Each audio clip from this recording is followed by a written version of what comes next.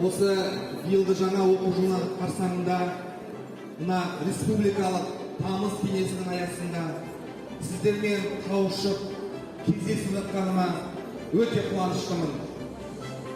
Ұстаздар қауымы деген ол біздің қазақ елінің интеллигенциясы, зиялы қауымы. Ол баланың жан дүниесін түсінетін тұлға.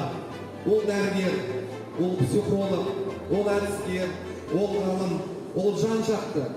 Менің ойымда ұстаз деген тұлғаны солай қалыптасқандай түсінемін. Ең бірінші мына жаңа оқу жылына жаңа күш желмен келді деп ойлаймын. Қалай демалдыңыздар? Еңбек демалыстарыңыз сәтті өтті ме? Сіздерге зор денсаулық деймін, шығармашылық табыс деймін. Шәкірттеріңіз биіктен көрініп, қазақ елінің туын биікте желбірететіндей, тұғырына қондыратындай болсын. Олимпиаданың жеңімпазы болсын, ғылыми жоба жарыстарының, спорттық шаралардың, мәдени көпшілік шаралардың жеңімпазы болып атақтарыңызды шығарсын.